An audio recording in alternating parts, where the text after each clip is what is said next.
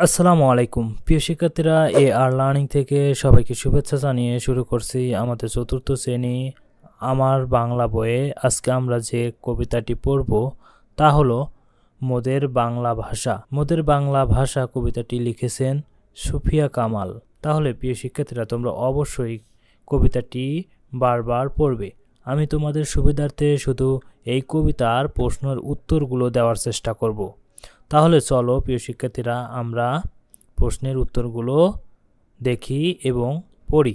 অনুশীলনী একে বলা হয়েছে জেনে নেই। আমাদের মাতৃভাষা বাংলা সম্বন্ধে এই কবিতাটি লেখা হয়েছে। আমরা বাংলা ভাষায় কথা বলি। আমাদের বাবা মা, দাদা দাদি, নানা নানি, ঠাকুরদা ঠাকুরমা সকলেই বাংলায় কথা বলে। দেশের সব মানুষই বাংলায় কথা বলেন। রাষ্ট্রভাষা বাংলার দাবিতে 1952 সালে ছাত্রছাত্রীরা মিছিল করেছিল, হরতাল করেছিল। তখন তাদের উপর পুলিশ গুলি চালায়। গুলিতে ছাত্রসহ অনেকেই মারা যান। মাতৃভাষার চেয়ে প্রিয় আর কোনো ভাষা হতে পারে না।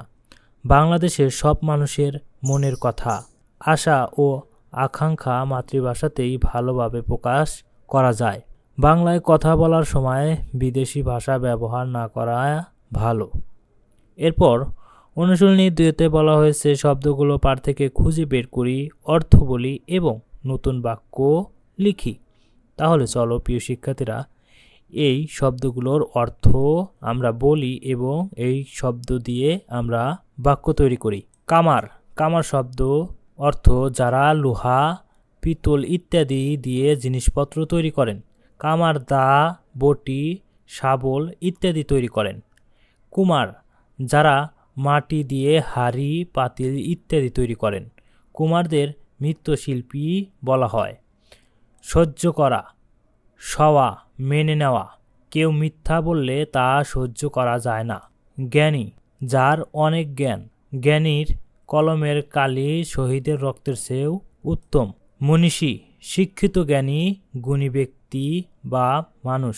মনীষীদের দেখানো পথেই আমাদের চলা উচিত। রক্তপিছল, রক্তে পা পিছল হয়েছে। ভাষা শহীদের রক্তে ঢাকার রাজপথ রক্ত পিছল হয়েছিল। মুক্তি, স্বাধীনতা, খোলামেলা অবস্থা। 1971 সালে আমরা পরাধীনতার হাত থেকে মুক্তি পেয়েছি। বিজাতীয়, অন্য জাতি, ভিন্ন জাতি বা দেশের। বাংলায় কথা বলার সময় বিজাতির শব্দ ব্যবহার করা উচিত নয়। বেদনা, দুঃখ, কষ্ট। সন্তানহারা মায়ের বেদনা খুবই করুণ। মিটাক, মিটিয়ে দিক, পূর্ণ করুক। আল্লাহ সব মানুষের মনের আশা মিটাক। এরপর অনুশীলনী 3-এ বলা হয়েছে প্রশ্নগুলোর উত্তর মুখে বলি ও লিখি। তাহলে চলো প্রিয় শিক্ষার্থীরা, আমরা প্রশ্নগুলোর উত্তর বলি ও লিখি। প্রশ্ন ক, বাংলাদেশের কামার, কুমার, জেলে, চাষা কোন ভাষাতে কথা বলেন? উত্তর, বাংলাদেশের রাষ্ট্রভাষা বাংলা। এদেশের মানুষের মাতৃভাষা বাংলা, তাই এদেশের কামার, কুমার, জেলে, চাষা, ধনী, গরিব, শিশু, বৃদ্ধ সবার মুখে ভাষাই বাংলা। কামার, কুমার, জেলে, চাষা এই কারণেই বাংলা ভাষার কথা বলেন। এরপর প্রশ্ন খ, এই দেশের মানুষের বেদন কি? উত্তর, বাংলাদেশের মানুষের মাতৃভাষা বাংলা। এই দেশের কামার, কুমার, জেলে, চাষা, ধনী, গরিব সবাই বাংলা ভাষাতেই কথা বলেন। অথচ শাসক গোষ্ঠী বাংলাকে রেখে উর্দুকে এই দেশের রাষ্ট্রভাষা করতে চেয়েছিল। তখন এই দেশের দামাল ছেলেদের আত্মত্যাগের বিনিময়ে বাংলা ভাষা হিসাবে স্বীকৃতি পায়। কিন্তু বর্তমানে অনেক বিজাতীয় ভাষা কথা বলে। এটাই এদেশের মানুষের বেদনার কারণ। প্রশ্ন ঘ, কি সহ্য করতে মানা করা হয়েছে? উত্তর, বাংলা আমাদের মাতৃভাষা। এই ভাষায় আমরা সহজেই অন্যের কাছে নিজের মনের ভাব প্রকাশ করতে পারি। মাকে মা বলে মধুর নামে ডাকতে পারি। কিন্তু আমাদের দেশে এখনও বিজাতি ভাষা ছড়িয়ে আছে। আধুনিকতার নাম করে যেসব ভাষা ব্যবহার ঝুঁকে পড়েছি, তাই এই বিজাতীয় ভাষা ছড়াছড়ি সহ্য করতে মানা করেছে। প্রশ্ন ঘ, তাদের কোন মুক্তির কথা বলা হয়েছে? উত্তর, এ দেশের অধিকাংশ মানুষের মুখের ভাষা বাংলা, তা সত্ত্বেও পাকিস্তানি শাসক গোষ্ঠী উর্দুকে এই দেশের রাষ্ট্রভাষা করতে চেয়েছিল, কিন্তু বাংলার দামাল ছেলেরা তাদের এই অন্যায় প্রস্তাব মেনে নেননি।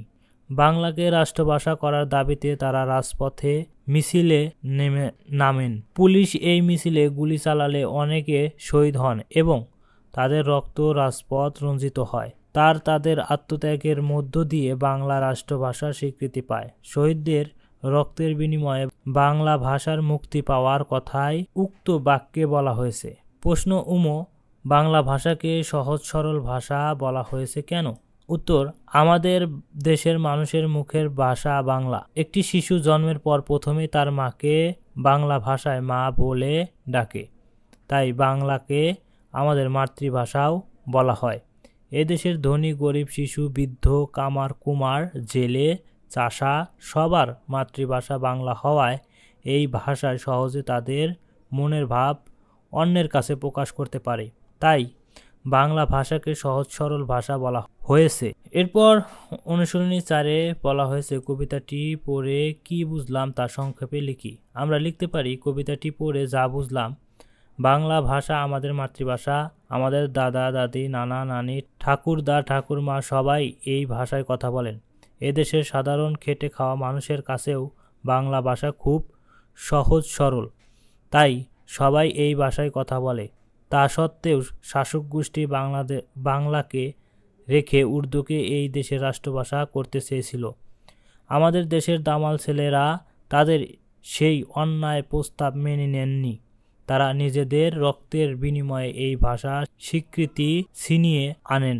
আমরা যেন তাদেরকে শ্রদ্ধা ভরে স্মরণ করি এবং বাংলা ভাষায় কথা বলতে গিয়ে কোনো বিজাতি ভাষা ব্যবহার না করি। এরপর অনুশীলনী 5-এ বলা হয়েছে, কবিতার প্রথম 8 লাইন মুখস্থ বলি।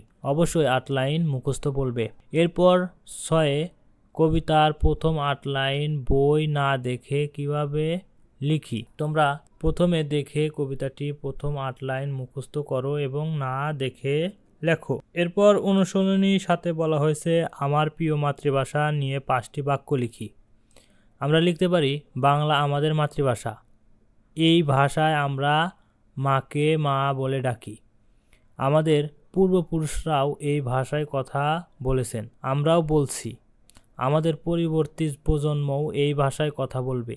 এদেশের কামার কুমার, জেলে, চাষা সবাই এই ভাষায় সহজে তাদের মনের ভাব অন্যের কাছে প্রকাশ করতে পারেন। এরপর অনুশীলনী 8-এ বলা হয়েছে, ডান থেকে ঠিক শব্দটি বেছে নিয়ে খালি জায়গায় বসাই। প্রিয় শিক্ষার্থীরা, আমি সঠিক শব্দগুলো বাক্যতে বসিয়ে নিয়েছি। যেমন ক, লোহা দিয়ে জিনিসপত্র তৈরি করেন কামার।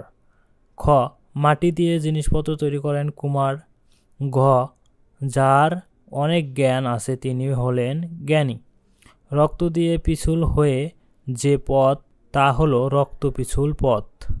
এরপর অনুশীলনী 9-এ বলা হয়েছে, কর্ম অনুশীলন। ক, বাংলা ভাষার উপর লিখিত অন্য কোনো কবিতা বা ছড়া শিখি ও আবৃত্তি করি। খ, শিক্ষকের সাহায্যে বাংলা ভাষায় বিষয়ক স্মরণীয় বাণী পোস্টার পেপারে লিখে শ্রেণীকক্ষে দেওয়ালে প্রদর্শন করি। তাহলে প্রিয় শিক্ষার্থীরা, তোমরা অবশ্যই এই কবিতাটির সকল প্রশ্নের উত্তর পেয়ে গেলে। তাহলে আজকের মতো এ পর্যন্তই। পরবর্তী পাঠগুলো নিয়ে তোমাদের সামনে হাজির হব। ততক্ষণে তোমরা ভালো থেকো।